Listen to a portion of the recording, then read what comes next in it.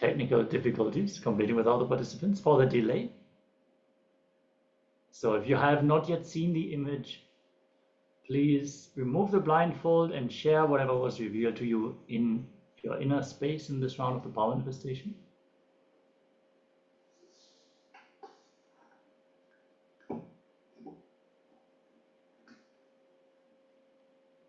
I'm going to give a few moments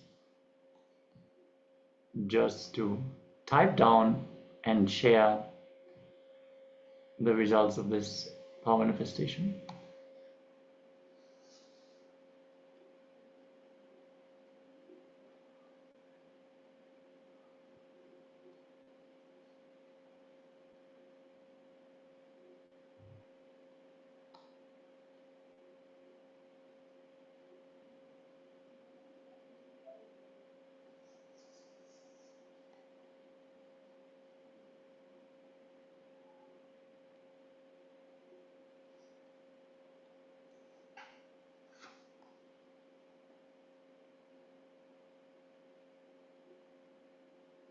Yes. Yes, so we actually saw that you had not been there in the beginning of the power manifestation. But we're going to have more power manifestation rounds, so don't worry.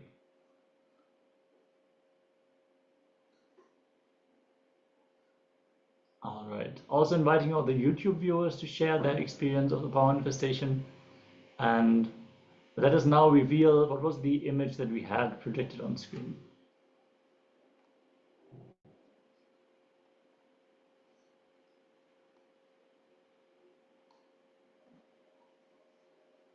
Yes, it's an image of a person walking on water.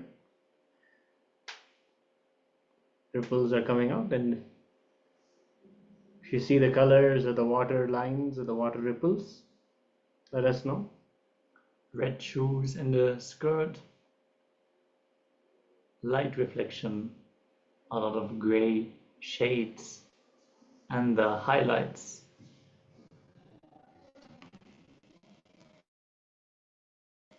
Even circles are present in this picture.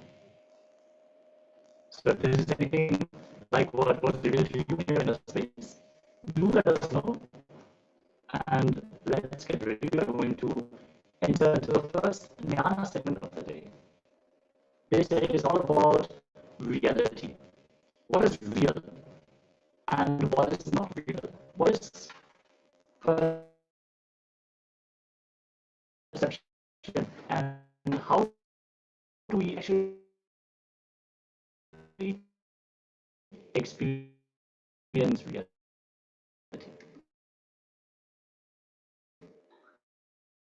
So in this first jnana, we're going to learn about enlightened reality. How does enlightened reality look like? Let us listen to Swamiji as he is giving us these deeper understandings directly. Asking all the participants to be in a space of deep rest awareness and deep listening as we are going to receive these truths from Swamiji.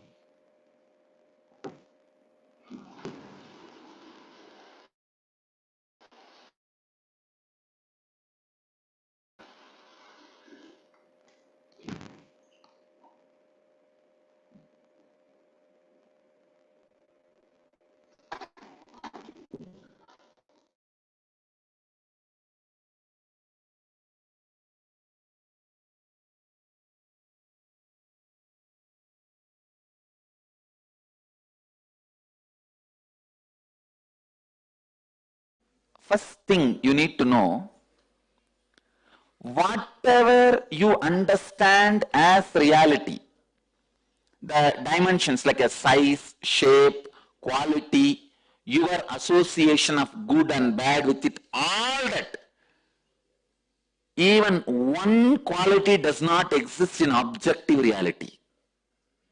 Please understand. If you think this is wall, this is not wall.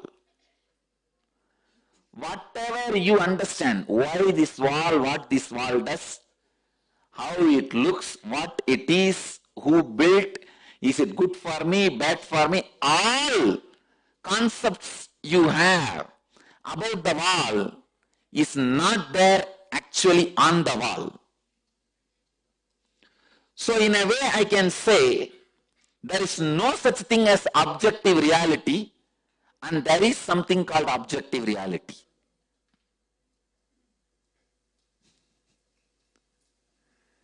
There is no such thing as objective reality is also true. There is objective reality is also true. Understand? I tell you there is no such thing as objective reality because anything you see, you perceive, does not exist as you perceive. And I tell you there is objective reality. Well, you know, because you may be liberated from this wall, but the other person who is not liberated will continue to see this wall as objective reality. Because of that, I tell objective reality exists. But I tell you, for you, objective reality does not exist. So, the right truth, objective reality does not exist for you, but the objective reality exists for the objects you see in objective reality. But as the objective reality does not exist for you itself, how can the objects you see in the objective reality can be objective reality for you? As the objective reality perceived by you itself is not reality, how can the objective reality perceived by the objects which you perceive in the objective reality can be objective reality for you?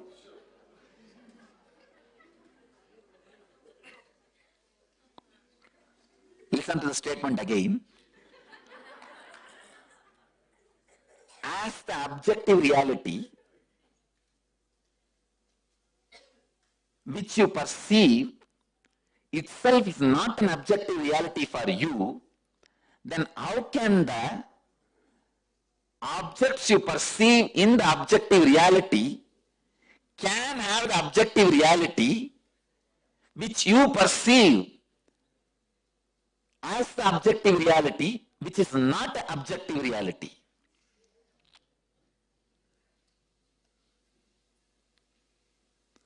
So, what you know as reality is nothing but the perversion of your fantasy. What you know as fantasy is nothing but the perversion of your reality. When you go beyond what you know as reality and fantasy, you see yen reality, which is yen reality.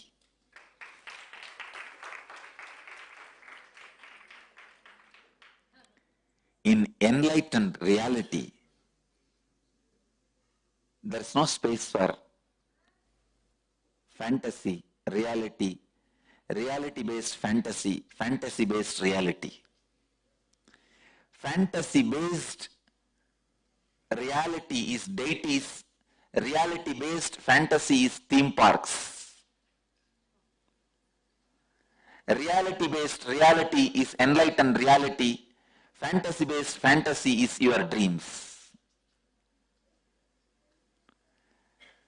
The reality-based reality awakens in you when you understand neither reality-based fantasies and fantasy-based realities and reality does not lead you to reality.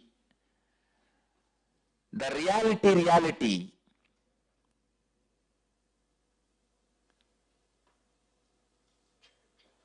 fantasy reality, reality fantasy is all finally your reality fantasy leading you from fantasy reality to reality fantasy.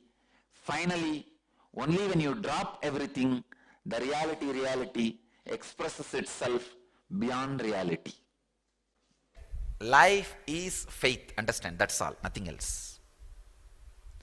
Whatever you know as reality appears as reality because those parts of the brain is awakened.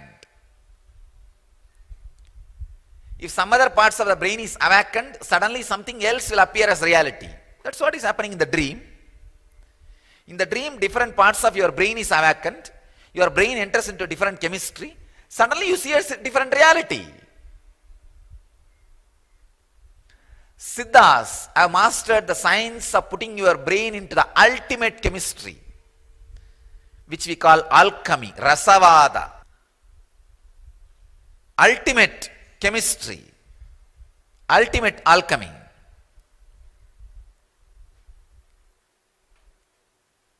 It is possible. Just putting your brain into a different chemistry. Suddenly you see the ultimate reality.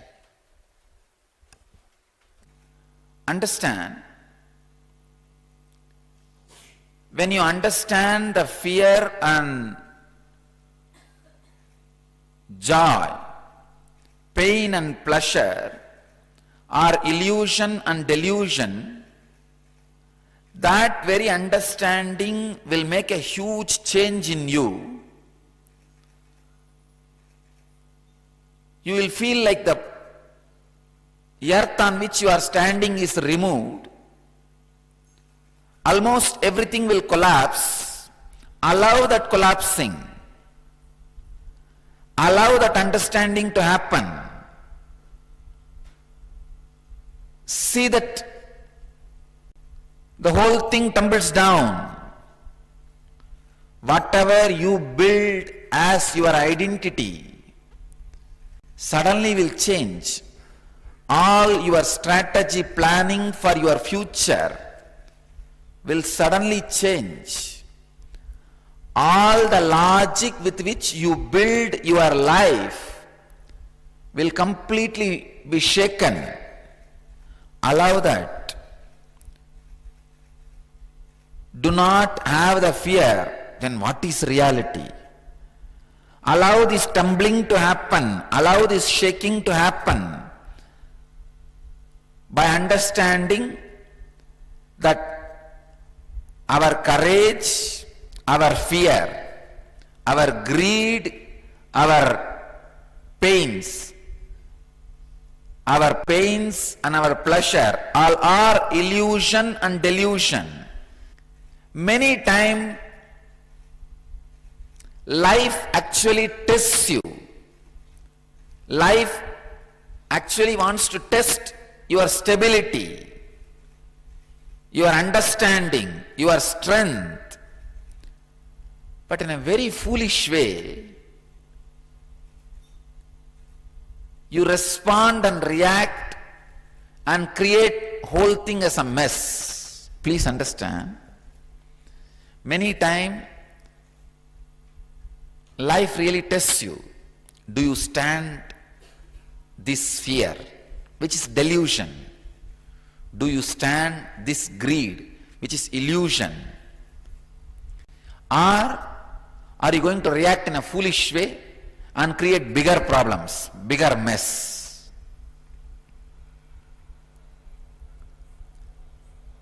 Whenever fears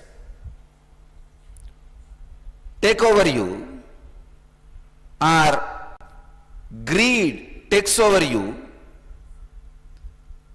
when courage takes over you,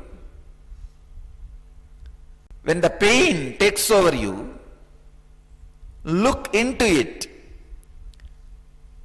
What is the percentage of it is real and what is the percentage of it is illusory or delusory? Let me give you a story. I have a story for you. The FBI had an opening for an assassin, so they started interviewing people.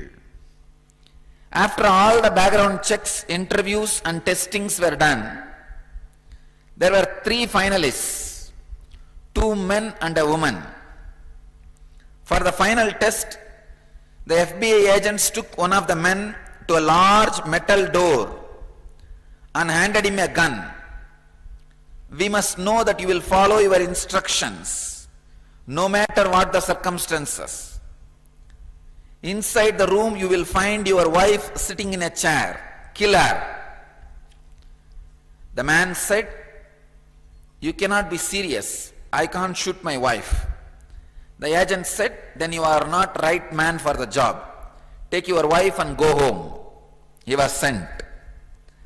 The second man was given the same job. He went inside and all was quiet for 5 minutes.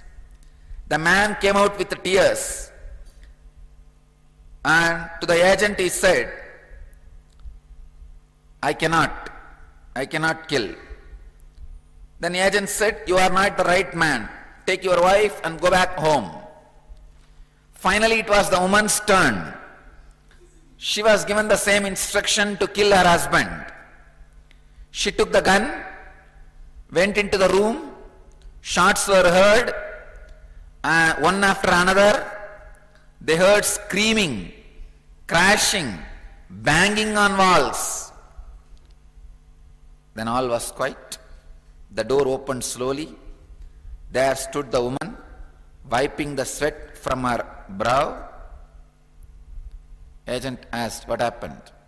She said, this gun is loaded with blanks. So I had to beat him to death with the chair. Many times life gives you the gun with blanks to test. But unfortunately, you make mess. Stand and see when the wave of fear takes over you, when the wave of greed takes over you, when the wave of courage takes over you, when the wave of pain takes over you. Wait, look, see. What is the percentage, the possibility of delusion and illusion? What is the possibility of the real incidents which may not happen? And how this fear is going to impact your ability to handle the real incident if it happens?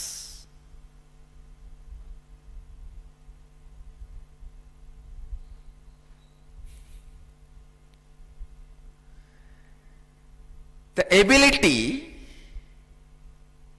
to face, the ability to look, the ability to see. Please understand.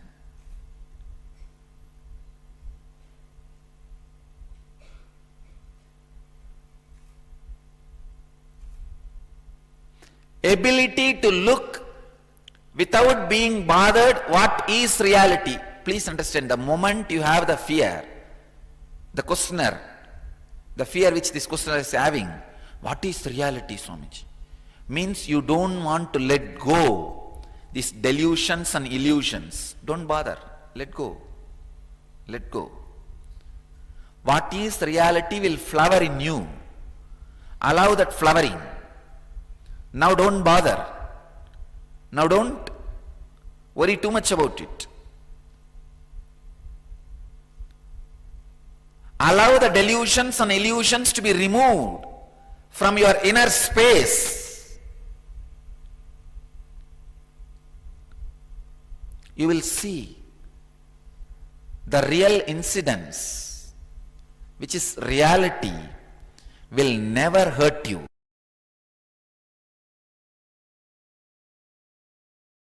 See, reality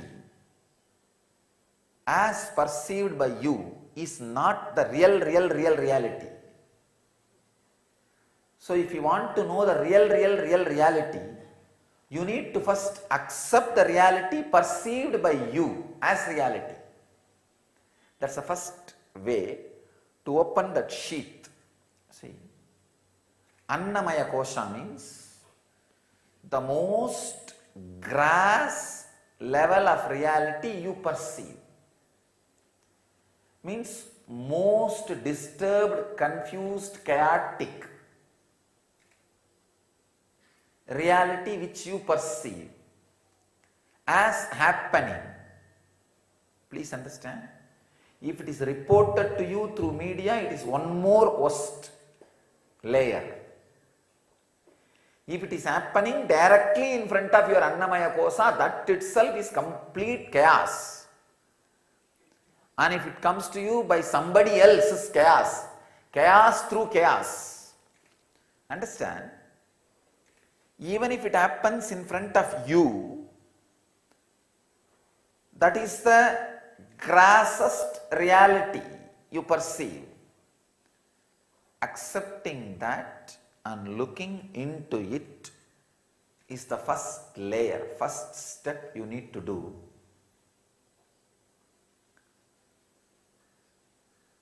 To experience the reality, the ultimate reality. Have patience, the tremendous patience to look into it. First, accept, then have patience to look in. Don't react. Reaction is not going to help you. Accepting and looking in, looking in, looking in with deep patience. Reality will be realized as reality only by the deep acceptance and restful awareness. Your agitated mind, the angry mind,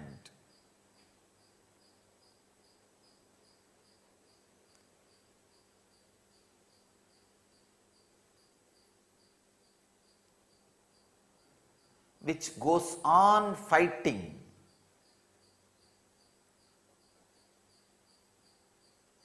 with the reality presented to you. Please understand, the reality presented to you is surely not reality, but you fighting with it is not going to make you experience the reality. But the angered, perverted, agitated mind goes on fighting with the reality presented to you. No. You are basically an enlightened superconsciousness. But with that superconsciousness, you can make a flower do what you want. You can't make a stone do what you want. Understand? There is a big difference. With that superconsciousness, you can just look at a flower, it will just blossom. You can just look at a person, he will just open up. Just one small look, the person is melting. But with that same look, you cannot melt the stone. That is not possible. A crude reality cannot be handled by the agitated or unacceptable mind. First you need is acceptance of that crude reality, chaotic reality which happens in front of you. Then restful awareness. Look in, look in, look in. You will see, layer by layer, reality opens to you. But any agitation, the crude reaction to the reality presented to you makes the wound big, and you carry it for ages, lives. That is what is called hell. The ultimate sin is not looking into reality. That is the ultimate sin. That is why you carry the wounds deeply. Existential experience, perceptional experience.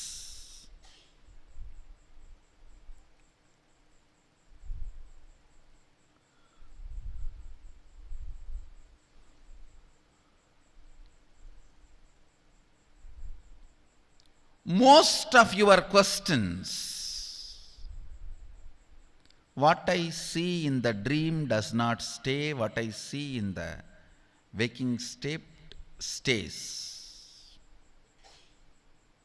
Listen carefully. This question you are carrying,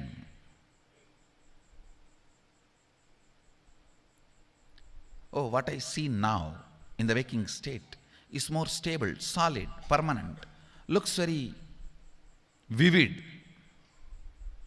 But what I see in the dream is not that vivid, that permanent.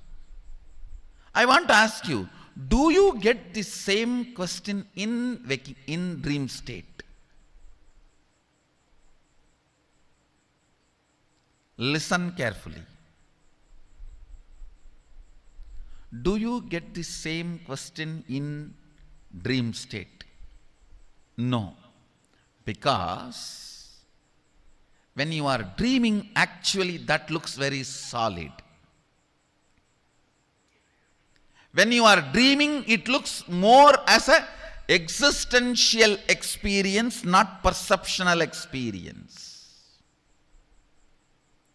Now, in the waking state, again the whole waking state looks like existential experience, not perceptual. In the waking state, dream state looks like a perceptual experience. This looks like an existential experience. Only if you move a step further, you will understand this is also perceptual experience, not existential experience. Listen carefully. I'll not only logically establish, I'll establish it experientially.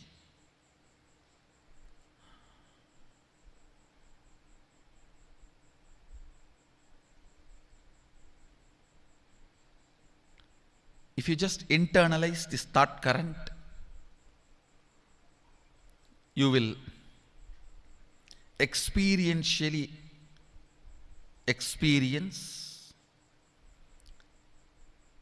how all these are modifications of your own Atman, self.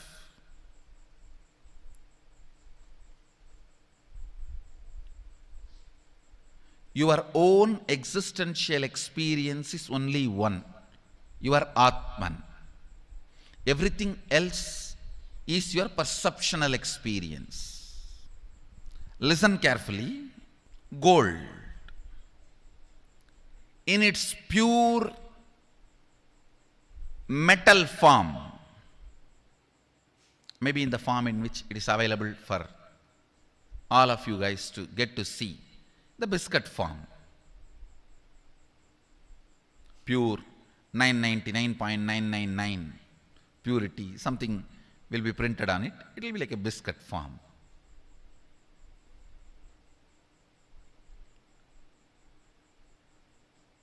That is the existential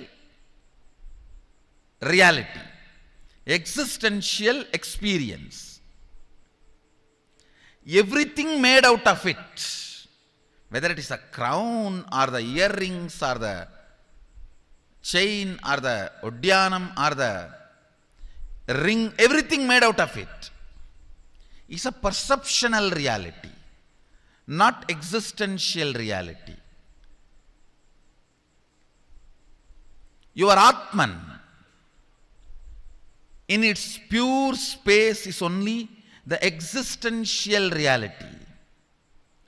Everything else is perceptual reality.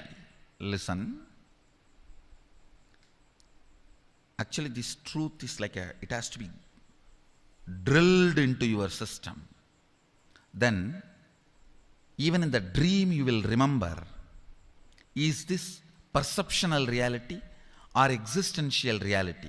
If you remember in the dream, is this perceptual reality or existential reality, you will wake up. In the waking state, if you remember, is this perceptual reality or existential reality, you will be awakened. Understand? In the dream, if you remember and question, is this existential reality or perceptual reality, you will wake up to the waking state. In the waking state, if you question, is this perceptual reality or existential reality, you will be awakened to the awakened state. Dream to waking up to awakening up. Carefully. The first logical question we have is, things here look very solid. If I hit the wall, I feel the pain. If somebody touches me with a lot of love, I feel cared. If I put something in the mouth, the taste is felt. So here things are more solid. But in the dream state, it is not. Listen. Actually, in the dream state also, if you dream as if you are falling, you will experience fracture in the dream state. How many of you had the dream you have fractured yourself? Raise your hand. That's all. When you wake up, the fracture does not exist. It's different. But in that state itself, as long as you are in that state, there also everything is solid. Everything is solid, just like this state. When you are in the waking state, how you feel everything is solid. That is exactly the way precisely it is felt in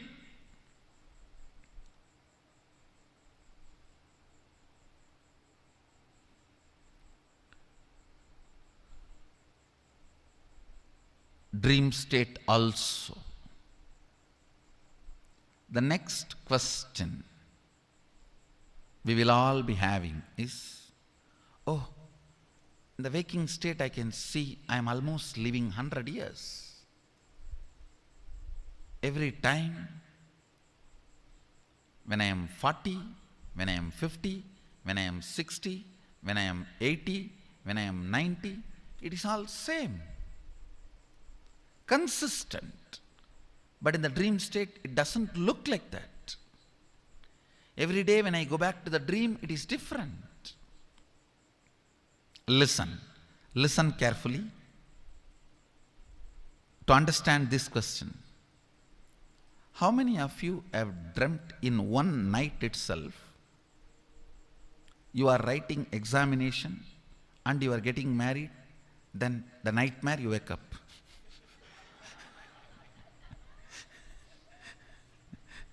No, how many of you have experienced in the one night dream itself few years? Raise your hand. Then, in that few years, have you felt inconsistency? No.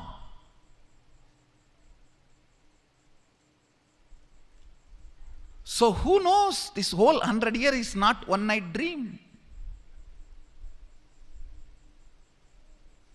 Maybe you are writing examination, you are getting married, and kid, meeting the master, he roars in the dream, and you wake up, oh, who knows, suddenly now you may wake up and say, whole thing was dream, Swamiji. Listen, perception of time, perception of stability is not existential, it is perception, because how you feel the time looks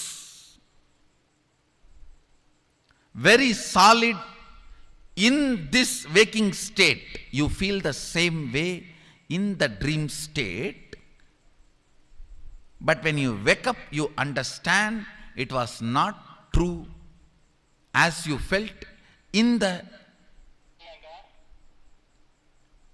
dream state. Listen careful.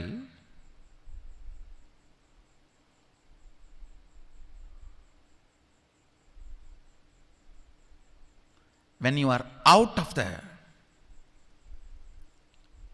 dream state, you can see the whole dream. You can see you saw yourself as 20, you saw yourself as 30, you saw yourself as 40, you saw yourself as 50. You can see the whole.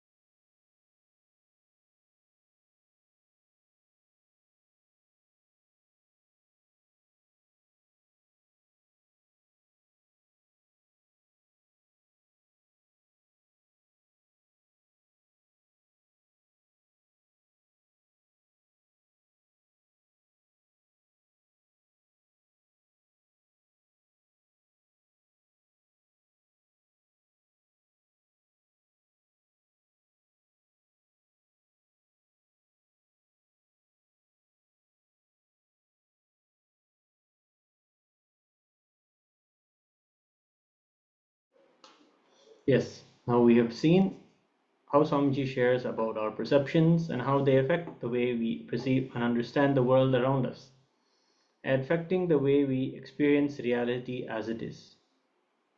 Reality is absolutely for us.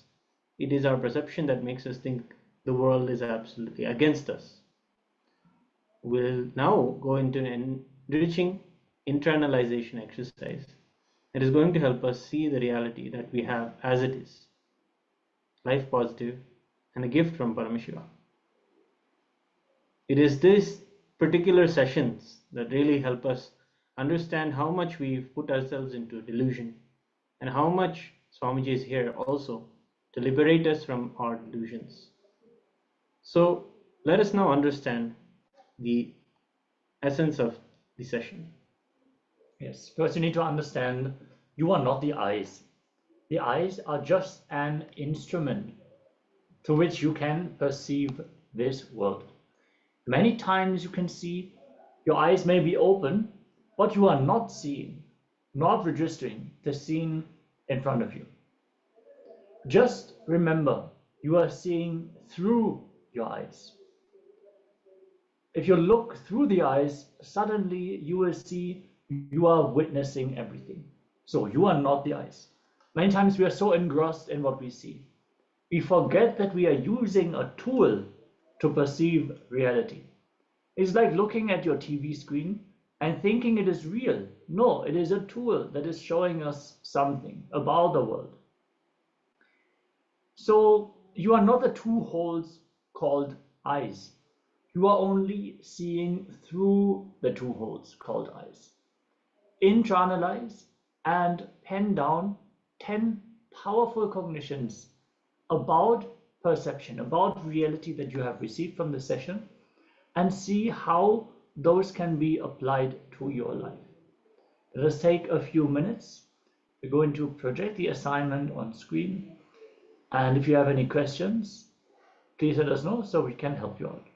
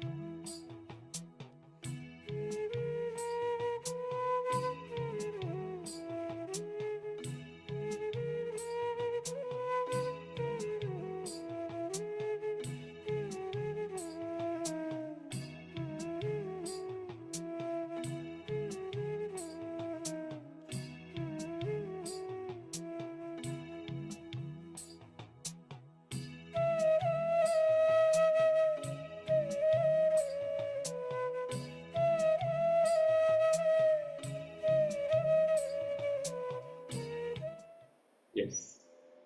With this, let us now all settle down. If you would like to share anything about this internalization exercise, any insights that you have received, the powerful cognitions that you have noted down, do let us know. And with this, we're now going to get ready for the next round of today's power manifestation. We decided, since so many of you actually missed the first round of the power manifestation, we're going to have a second round of blindfold reading today. So get your blindfolds ready and settle down, be seated with your head, neck, and spine in a straight line. And make sure your eyes are completely tied. Also requesting all the participants, please be on camera.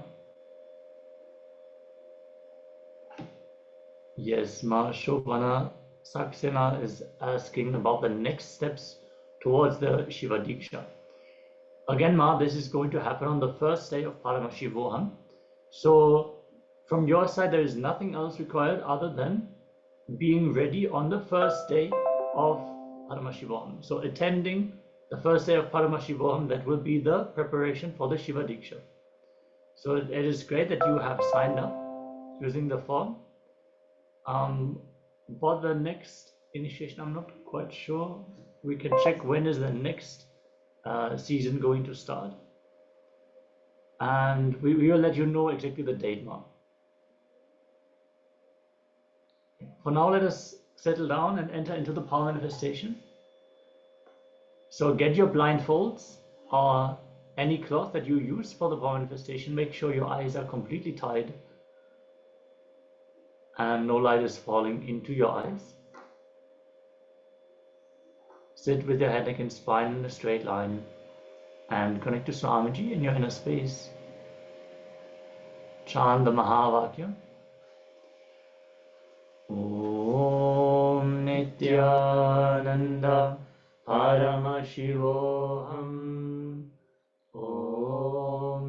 Nityananda Paramashivoham. Om Nityananda Paramashivoham.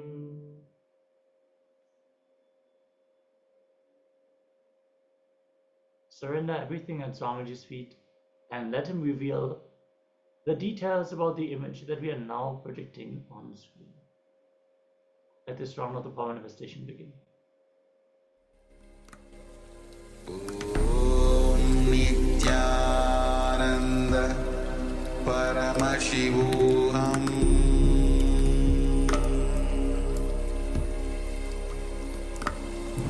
Om Nityananda Paramashivoham.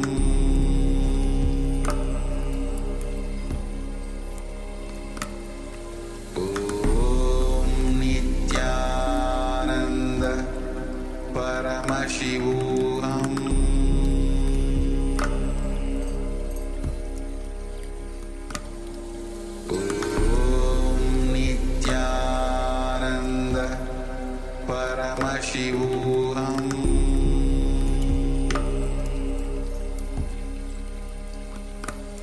Paramashivoham. Om Nityananda Paramashivoham.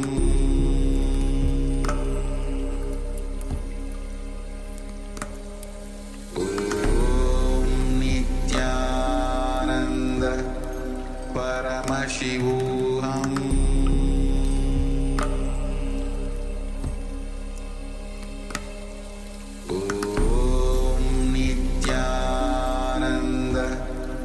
Paramashivoham.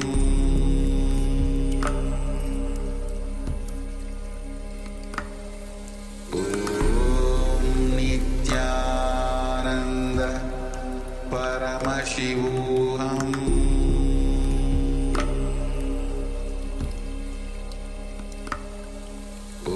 Om Nityananda Paramashivoham.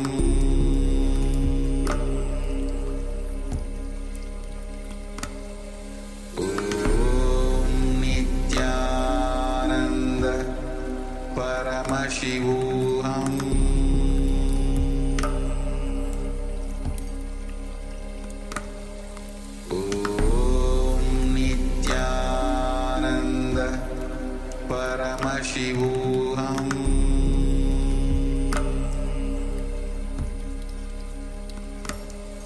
Om Nityananda Paramashivoham.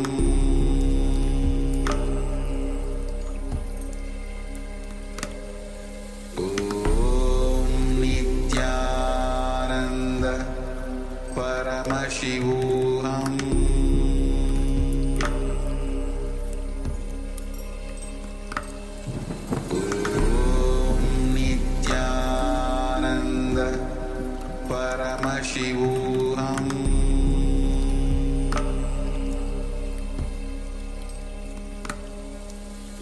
Om Nityananda Paramashivoham.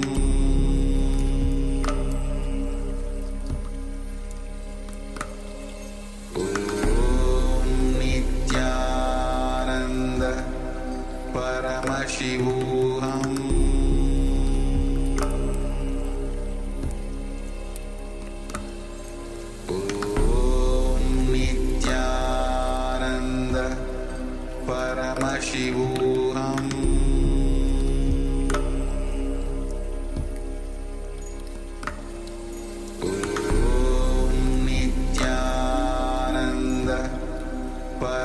Paramashivoham.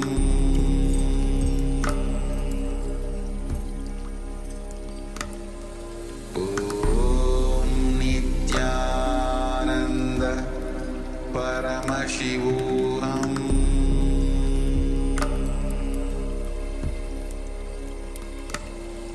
Om Nityananda Paramashivoham.